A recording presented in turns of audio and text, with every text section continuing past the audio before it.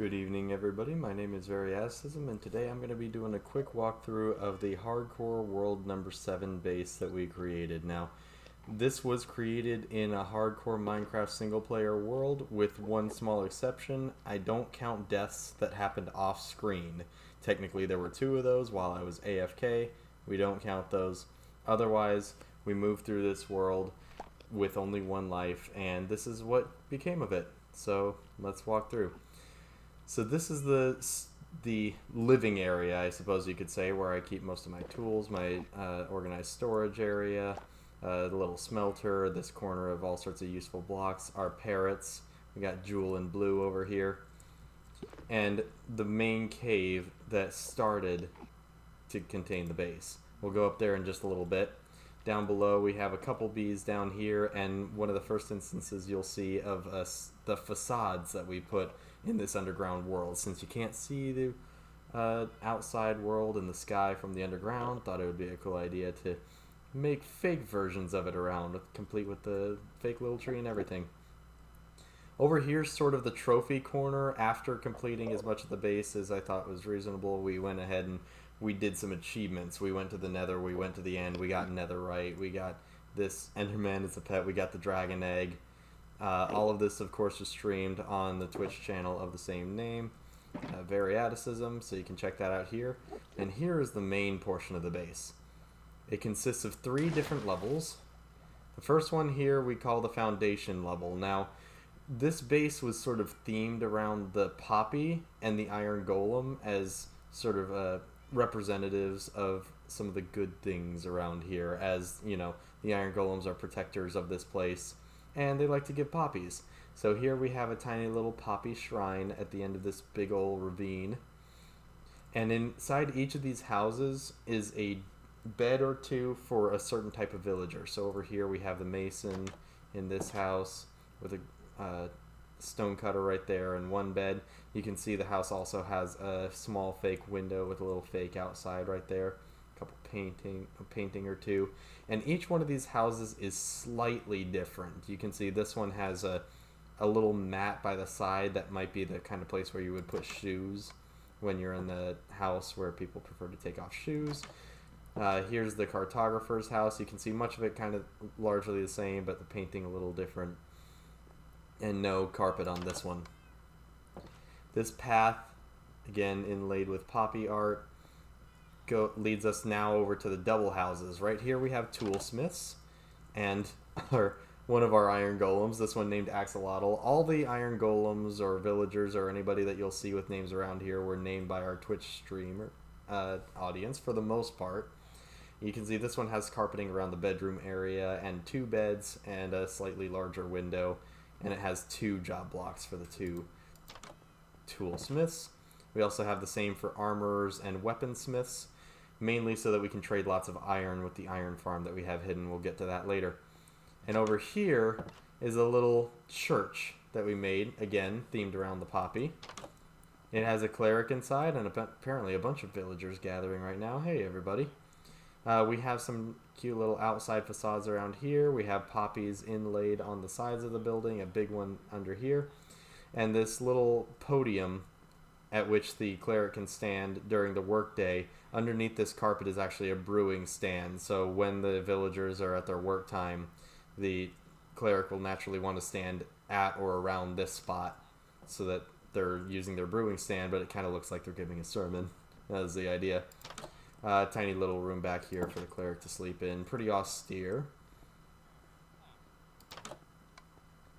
And over here we have a little monument to some of the early tools that we used, like Drillbee and Drillbee Jr., which were largely responsible for helping dig out a lot of this ravine. This ravine used to be a lot smaller, the walls a lot more full of holes and choppier and things. We smoothed a lot of that out and dug it down about 50% deeper than it originally was.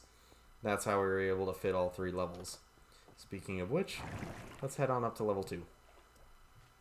So this is the farm level.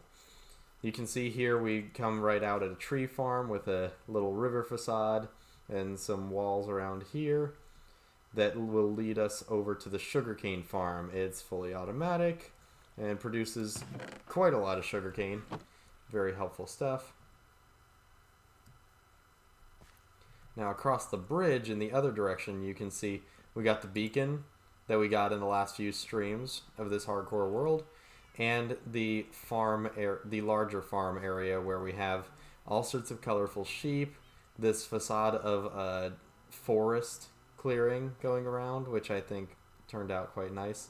And one of my favorite parts of this whole base is this sky facade that runs the gambit on the whole day of sky, starting from the morning, peeking over the trees over there with some darkness in the sky, transitioning over to noon directly overhead with the light blue, and then transitioning into a very colorful sunset over there. That's the main reason the sheep are so colorful. A couple of pumpkins when we need them here and there, and over here, nighttime. We use some diorite here with slabs and a lighting glitch that makes lanterns that are hidden behind those blocks actually shine through. Some cacti, and this is actually an automatic cactus farm. You can open this up and see that the minecart goes around the bottom collecting any cacti that break off using these signposts and whatnot. Now that's all the farms you can see. There are actually 2 farms around here that are a little more hidden. This one, not that hidden. You just have to go down a passageway.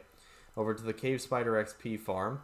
This one I've AFK'd at a bit, and it was also the source of the 2 deaths that I mentioned on this world that I didn't count because they were off screen. I thought that would be wrong to the users, or to the audience, excuse me.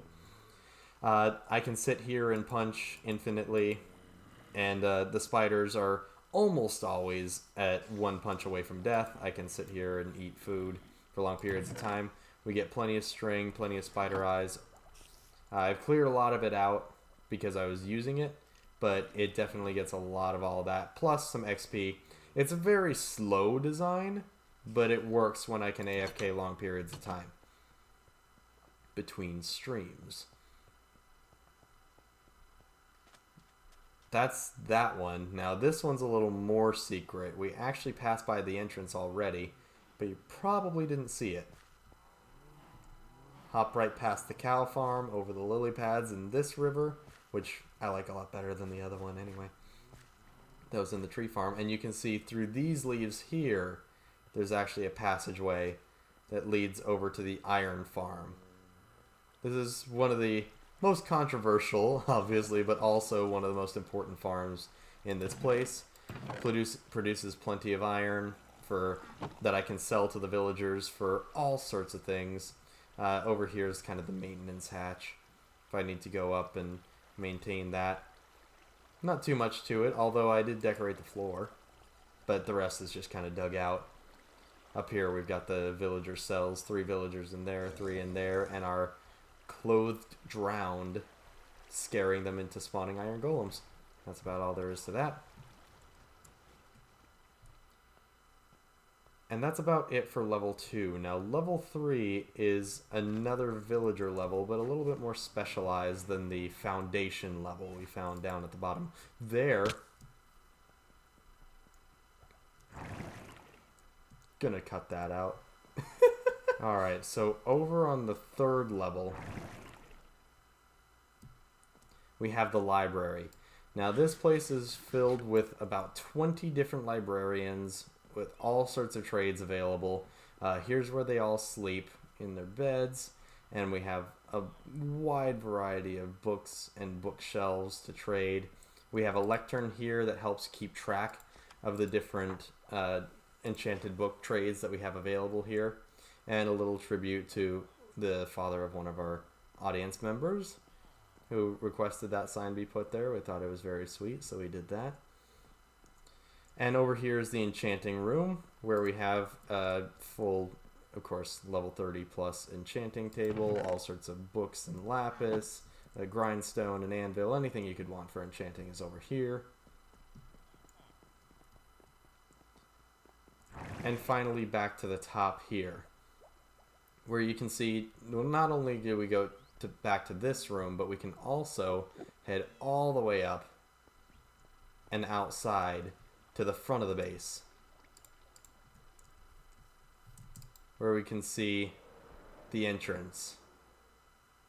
There's a rather large iron golem covered in poppies and iron blocks and emerald blocks obtained from the iron farm and from trading. I dare say it turned out rather nice. We've got a river down at the bottom as well that curls around this way, and just a large multitude of poppies that we were able to get also from the iron farm because they produce poppies as well. Quite advantageous since that was kind of the symbol of the place. Even poppies all the way through here until we get to this waterfall that leads down the other side. We also encountered this little cave up here and thought it was kind of nice to make it a little viewing platform. It pretty much existed like this, except we dug it out slightly, put the stairs and put the railing, but this view was just so pleasant that we wanted to go ahead and make a little balcony for it. This really is a beautiful game. Anywho, I think that's about it for this tour. I hope you enjoyed, and if you want to see more stuff like this, and even more advanced stuff, because we're definitely going to be doing a lot more than that, feel free to join my streams over at twitch.tv/Variaticism. We stream right now every day except Tuesdays at 6:30 p.m. Arizona time, which is currently 9:30 p.m. Eastern Standard Time. That may change because daylight savings time is weird.